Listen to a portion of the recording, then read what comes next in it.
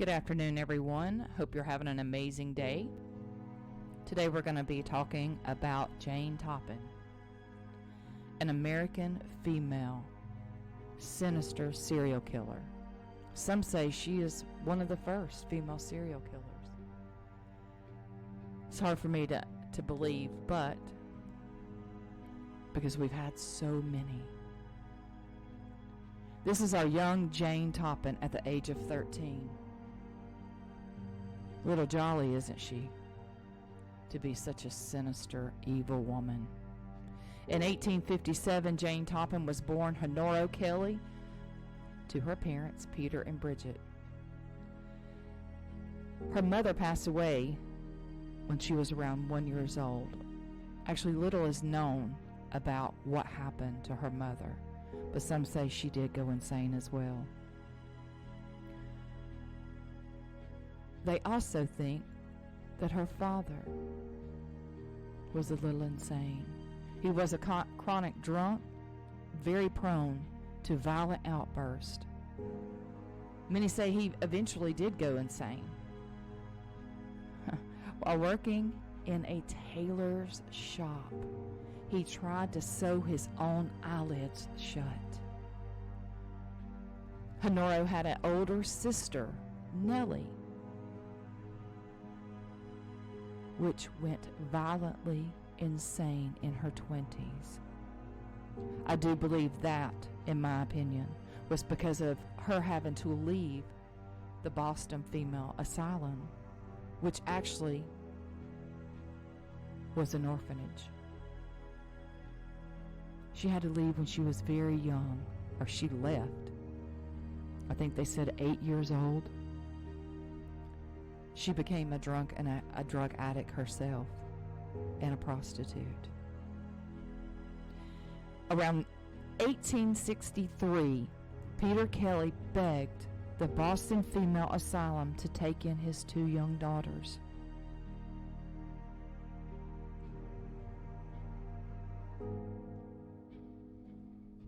When the board examined the shady dress and the poor hygiene of the 2 young girls, they did decide that the children had been subject to neglect and possible abuse. The vote was unanimous that the children would stay in the Boston Female Asylum.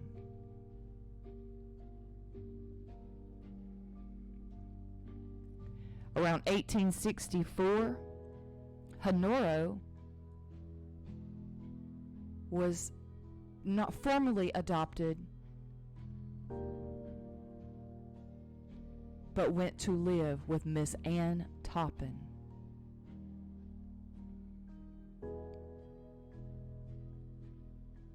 (1864 to 1873). Jane suffered shame and humiliation at the hands of her foster mother, and also had another daughter named Elizabeth, which never mistreated Miss Jolly Jane. However, Miss Toppan did abuse Jane. Jane actually did develop a bit of hate and jealousy for her foster sister, because Miss Toppan never treated her as if she was one of her own. Jane was once courted by a Lowell office worker who even gave her an engagement ring engraved with the image of a bird. The relationship soared when he moved to another town and fell in love with the landlord's daughter, a young woman he eventually married. In order to overcome this abuse, Jane developed a vivacious personality and denied her Irish heritage by making derogatory anti-Irish and anti-Catholic statements. While some say her schoolmates liked her a great deal. Others despised her as an outrageous liar. She spun tales of her heritage and would often pin her troublesome deeds on other children. Due to her unhappiness with her situation, she would never marry. She actually grew unattractively plump. Around 1874, Jane was actually released of her duties to the Toppan family and received $50 as a stipend for their agreement to house her when she was younger. Now, she did go through training at Cambridge Hospital, where she learned to become a nurse.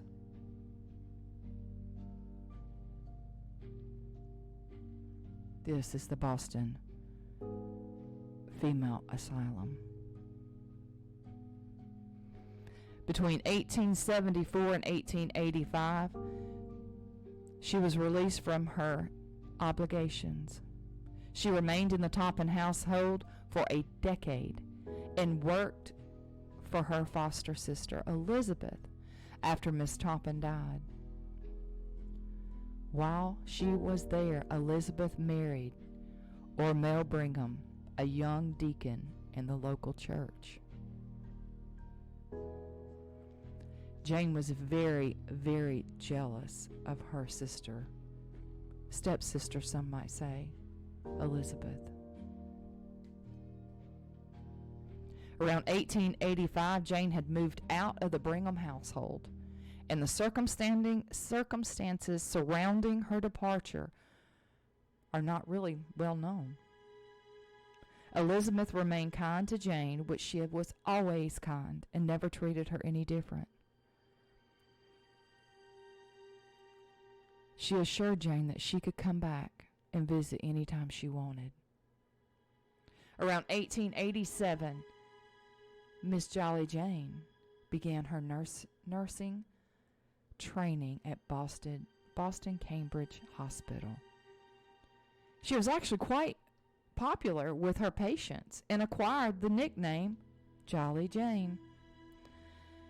However, her colleagues were not taken by her. She was not well liked by her fellow trainees and was perceived to be a devious gossiper that repeatedly lied about her background. Jane was suspected of stealing, but she never, ever was caught. If she liked a patient, at first, she would falsify their charts and even give them small doses of medication to make it seem so they would be able to stay. She began conducting scientific experiments on her patients, in which she would alter the different doses of morphine or atropine to examine the effects on their patients. Well, she grew to like the effects that had on her patients. The more the symptoms, the more she gave them.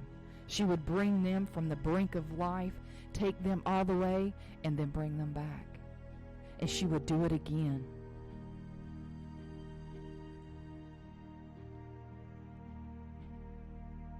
She actually grew to like the atropine because of the more animated symptoms that were associated with it.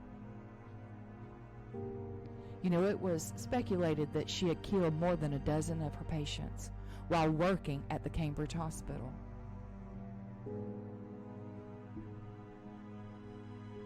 She was sick and twisted. This was something they were given when they were in the Boston female asylum. One patient, Mrs. Amelia Finney, lived to later tell a tale of Jane's maliciousness. After her surgery, Jane administered some bitter-tasting medicine to Amelia to help with her pain. She was slipping in and out of consciousness. I think she had realized that Jane had gotten into her bed with her and began to kiss her all over her face. Oh yes, Jane was a sadistic, sexual deviant as well. Jane was startled by someone and hastily left the room after they saw her in the bed with Miss Finney. As Amelia gained conscious the next day, she thought the incident had been just a dream.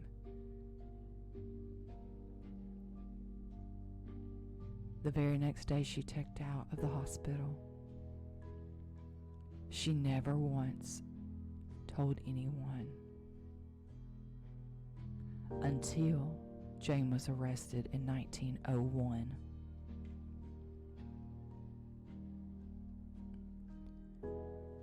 Around 1890, Miss Jane broke some rules. She left the ward without permission. She was discharged without ever receiving her nursing license, even though she had passed the final and her diploma was signed. As such, she did a stint as a private nurse, where Jane returned to the Cambridge Hospital.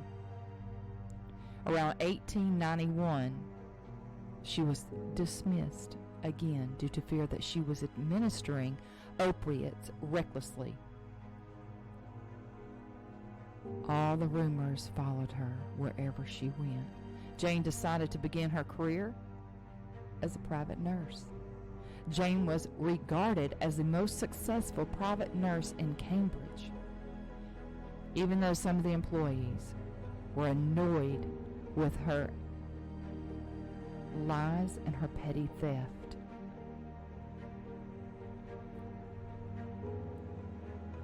Around 1895,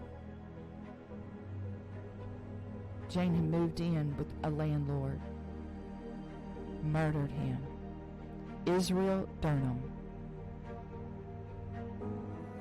She loved the elder. He was 77 years old. He was old and feeble and fussy. Then she killed his wife, Miss Lovely. Around 1897, Jane poisoned Miss Lovely Durham.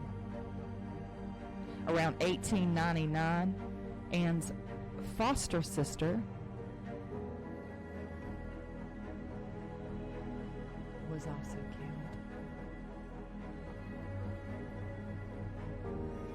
Elizabeth Brigham met her at the vacation home in Cape Cod. Jane slowly poisoned her and claimed this was the first victim that she hated. Jane told Elizabeth's widower, or male, that was her sister's last wish for Jane, to have her gold watch and chain. Or male obligated, because this sounded characteristic of his dear wife Elizabeth. After Jane was arrested, he found out that she had pawned the gold watch and chain. This lady is sick. Very, very sick.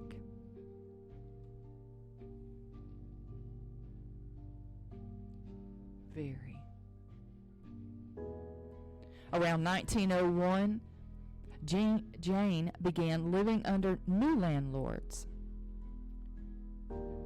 Mr. and Mrs. Melvin Beadle, whom she also poisoned, but only enough to give them, gastritis. Jane poisoned the Beatles' housekeeper, Mary Sullivan, enough to frame her as a drunk so she would be dismissed and Jane could take over. Between June and July of 1901, the landlord of the cottage where Jane vacationed decided to give her. It was time to collect on a $500 loan she owed them. Maddie embarked on a trip to the Beatles' house in Cambridge. Jane gave Maddie some type of mineral water, and later that evening gave her more morphine. When she became sick, over 7 days under the noises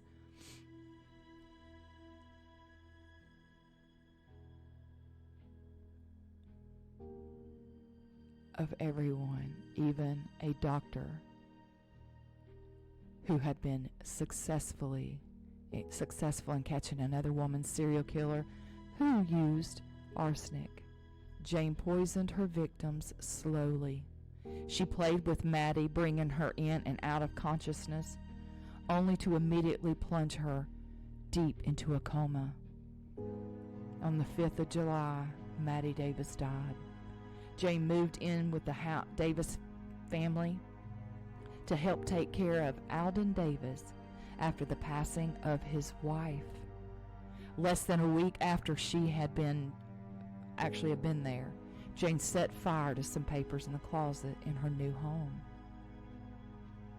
Much to Jane's dismay, the fire was quickly exhausted a few days later. Then Jane went and lit a fire in the pantry and went out on an afternoon stroll. Fortunately for the Davis family, friends saw the smoke and rushed to put the fire out. Boy, howdy, Miss Jane. She set another fire to the Davis home, but once again it was exhausted. Think she had probably had enough. Jane poisoned Mr. Gordon, the youngest Davis daughter. Genevieve was her name, who had remained in the house to make sure that her father would be well taken care of without his wife. And boy, did Jane try to pass off this as a suicide due to the fact that Genevieve was distraught over her mother's death. August the 8th, Jane turned her sight on Alden Davis and killed him less than 2 weeks after his youngest daughter's death. Wow. August the 12th through the 13th.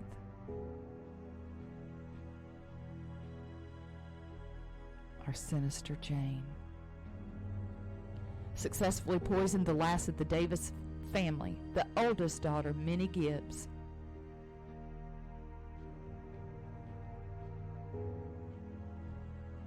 That's Kenora.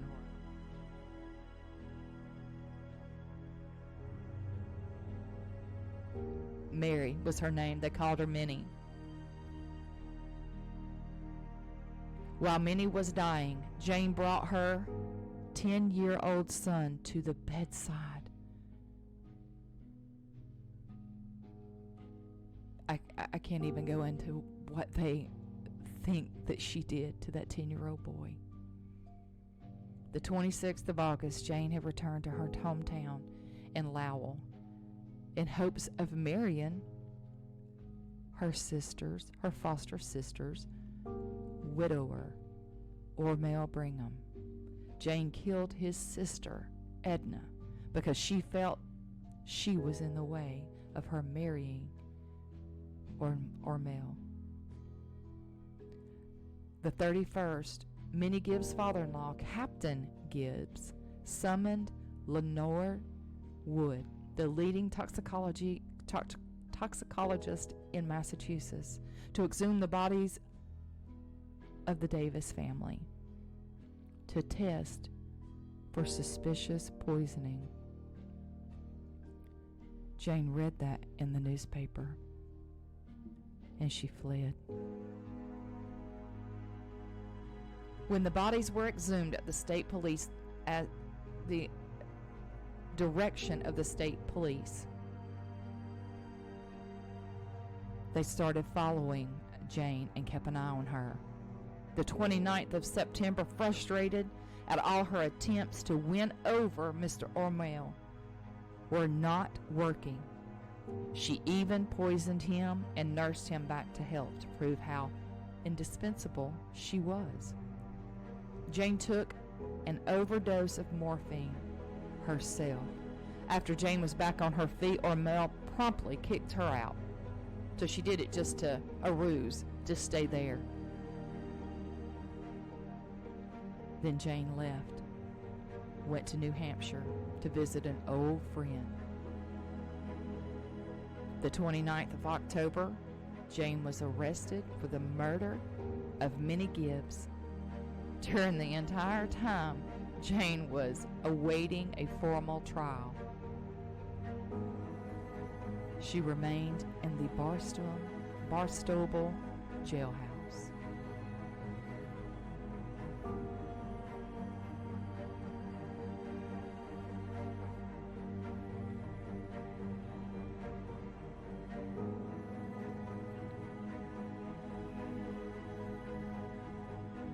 She quickly befriended the jailer's wife, who believed that Jane was innocent. As she sat in her jail, Jane gained more and more weight. Oh, Miss Jolly Jane. The 31st, she was arraigned. The trial was to be continued until the November the 8th. Jane pled not guilty. The state actually had proposed that Jane had been using arsenic to poison her victims because she had been found. It had been found in their bodies. It turned out that the embalming fluid used was mostly arsenic, and the prosecutor was at a standstill about how Jane Toppan had killed her victims. Miss Gibbs' father-in-law, who proposed that Jane had used morphine and atropine as her poison of choice. The trial was continued till November the 8th. I mean, the prosecutor still had no closer to connecting Jane to the victims. An inquisition hearing about the deaths of the Davis girls was held after Jane's hearing, and Captain Gibbs, suspicious, I can't even get it out, were founded. November the 11th, the trial once again continued until December the 11th. November the 21st, the bodies of Maddie and Alden Davis were exhumed. 23 members of the grand jury assembled to hear Jane's case.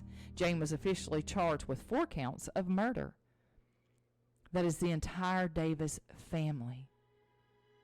Once again, she pled not guilty. Around 1902, in March, some of the papers reported that Jane underwent a psychiatric evaluation by a panel of experts who had determined that she was insane. Jane had admitted that she had an irresistible sex impulse to kill, and she confessed to 11 murders. She actually confessed to 31 to her attorney. It gave her pleasure to kill. She killed her own parents.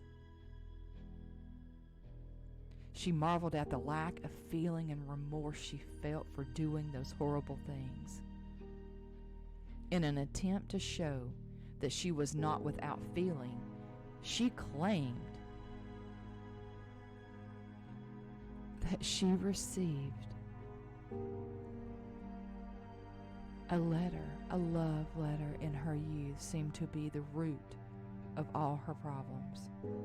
If it had been a married woman, I probably would not have killed all of those people. She even admitted she wanted to kill more. Mr. Brigham, only one of her victims. Mrs. Gibbs,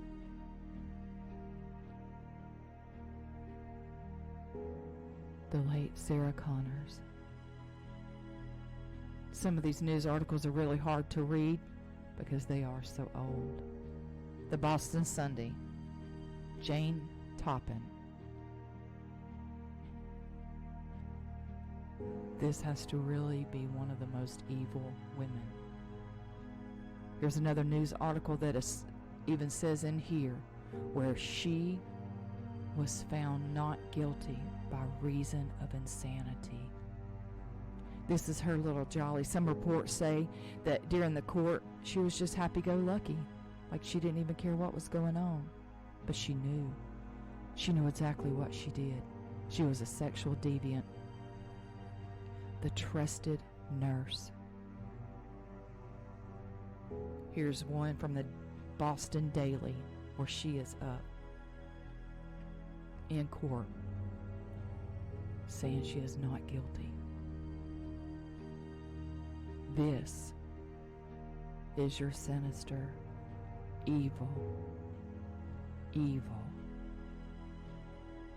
female serial killer. Hope you guys enjoyed this. Let me know what you think. And until our next video, and be watching out tomorrow on Monday